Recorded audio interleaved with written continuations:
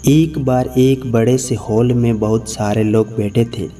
वहाँ पर दुनिया का एक बहुत ही बड़ा स्पीकर आने वाला था और सब लोग उनकी बातें सुनने के लिए वहाँ पर आए थे।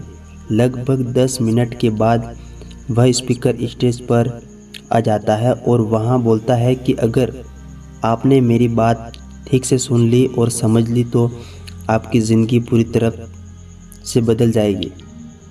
उसके बाद वह अपनी जेब से एक बिल्कुल नया चमकता हुआ 500 रुपये का नोट निकालता है और उसको ऊपर करके सबको पूछता है कि ये नोट आप में से किसको चाहिए। ये सुनते ही सब लोग अपने अपने हाथ ऊपर कर देते हैं। वह स्पीकर बोलता है कि ये नोट मैं आप में से किसी को एक को दूंगा, लेकिन इसके लिए आपको थोड़ा वेट करना होगा। अब वह स्पीकर उस नोट को अपनी मुट्ठी में बंद कर लेता है और थोड़ी देर तक उसको मसलता है। अब उस नोट में छल पड़ जाते हैं और वह थोड़ा पुराना सा दिखने लगता है और वह एक किनारे से थोड़ा फट भी जाता है।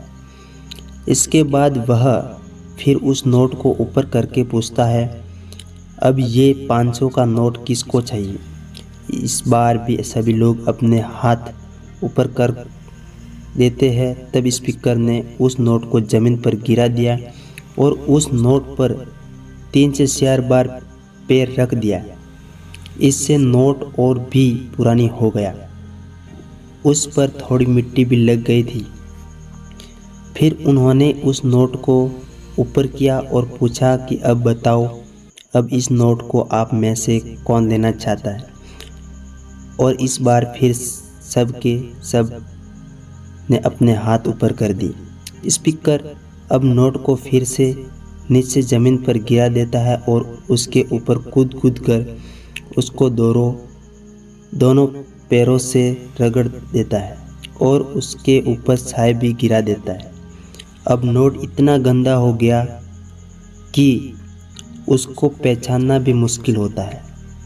कोई भी उस नोट को देखता तो यही बोलता है कि अब ये सिर्फ एक गंदा कागज़ का टुकड़ा है, अब ये बेकार है, इस दुनिया में इसकी कोई वैल्यू नहीं है। स्पीकर ने एक बार फिर उस नोट को उठाया और ऊपर करके सबको पूछा, अब इस नोट को कौन लेना चाहता है। और इस बार भी सब ने अपने हाथ ऊपर कर दी। इतना भी गंदा पुराना मिट्टी में सना हुआ छाया का दाग लगा हुआ और लेकिन अभी भी वह 500 रुपये का नोट ही था। ज़िंदगी कई बार बड़े बड़े झटके देती है। आप एग्ज़ाम में फेल हो जाते हो या जॉब की इंटरव्यू में बाद आपका सिलेक्शन नहीं होता। जब आपका बुरा समय चल रहा होता है और आप सिचुएशन का सामना कर रहे होते हैं, उसके बाद आपको लगने लगता है कि आप सफलता के लायक ही नहीं हैं। आपको लगता है कि दूसरे लोग आपसे बेटर है और आप किसी काम के नहीं हो, आपकी कोई वैल्यू नहीं है। हमेशा याद रखो, इससे कोई फ़र्क नहीं पड़ता है कि आपने कितनी बार सिचुएशन का सामना किया है, आप ज़िंदगी में कितनी बार फेल हुए हो, आपकी वैल्यू हमेशा वही रहेगी जो पहले थी। आपके पास कुछ खास है जो दूसरों के पास नहीं है और ये कोई भी आपसे छीन नहीं सकता। अब तक सक्सेस नहीं मिलने से आपकी कोई वैल्यू कम नहीं हुई है।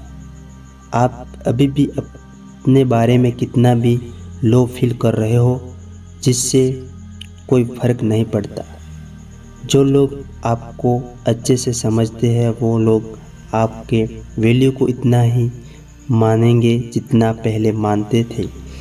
तो अपनी वैल्यू को समझो और कुछ बड़ा करके दिखाओ।